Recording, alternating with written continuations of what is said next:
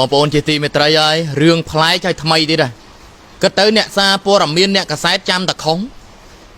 យប់មិញបងប្អូនឃើញហើយបងសវណ្ណធីដែលជាអ្នកសារព័ត៌មានល្បីឈ្មោះមួយរូបបានចុះទៅផ្សាយកន្លែងដែលប្រជាពលរដ្ឋគាត់រាយការណ៍មកប្រាប់ណាថាអដិញមានបរិសម្នាក់នោមបាទមានន័យថានោមដាក់កន្លែងមុខផ្ទះគាត់កន្លែងដែលគាត់រស់នៅនឹងវាធំឆ្អេះឆ្អាបអញ្ចឹងទៅដល់ពេលគាត់ទៅឡាយរាយការណ៍ផ្សាយទៅស្រាប់តែបុគ្គលខាងក្រុមគ្រួសារដែលបរិសបាននោមនៅកន្លែងមុខផ្ទះគេនេះមកលោឡាស្រែកថាឲ្យបងសវណ្ណធីនិងគម្រាមប្តឹងទៅលើបងសវណ្ណធីថែមទៀតផងចាំមើលតើកន្លែងតាណាដែលទទួលប៉ុស្តិ៍ទទួលពាក្យប្តឹងមនុស្សខូច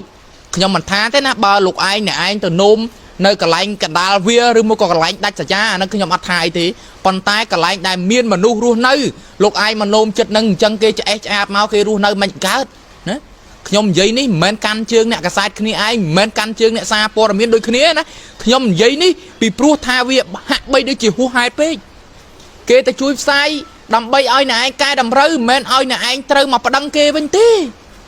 តើគាត់ទៅផ្សាយនឹងបាត់ធំឆ្អេះដល់គាត់ឬមកក៏យ៉ាងម៉េចឬមកក៏កន្លែងដែលអ្នកឯងនោមហ្នឹងវាប៉ះពាល់ដល់គាត់ឬមកក៏យ៉ាងណាអត់ប៉ះពាល់ដល់គាត់អ្នកទៅផ្សាយនឹងទេវាប៉ះពាល់ទៅដល់ប្រជាពលរដ្ឋដូច្នេះគាត់ផ្សាយនឹងគឺចង់សំណុំពរឲ្យកែតម្រូវឈប់ធ្វើការនោមបែបហ្នឹងទៀតណាឈប់ធ្វើការនោមបែបហ្នឹងទៀតបងប្អូនជាទីមេត្រីខ្ញុំបាទមាសសារ៉ារហស្សនាមមាត់អរហស្សសម្ដីត្រង់ឃើញតាណាខ្ញុំថាទៅនឹងអញ្ចឹងសូមបងដែលជាគ្រួសារអ្នកដែលបានដើរនោមទៅពីហ្នឹងណាសូមមេត្តាបញ្ឈប់ណាបញ្ឈប់ហើយកុំមកចង់ហក់លូតប្តឹងអ្នកសារព័ត៌មានដើរថតអ្នកសារព័ត៌មានឬមកកជេរអ្នកសារព័ត៌មានអ្នកឯងខុសទាំងស្រុងហើយណាសូមបញ្ជាក់ជម្រាបតែប៉ុណ្្នឹងគេធ្វើនឹងគេផ្សាយនឹងដើម្បីចង់ឲ្យអ្នកឯងកែតម្រូវបើអ្នកឯងដឹងខ្លួនខុសអ្នកឯងកែតម្រូវគឺជាមនុស្សដែលល្អបំផុតណាកុំបើខ្លួនឯងខុសហើយនៅប្រកែកយកត្រូវណាក៏ដែរនោមដែរពេលខ្លះ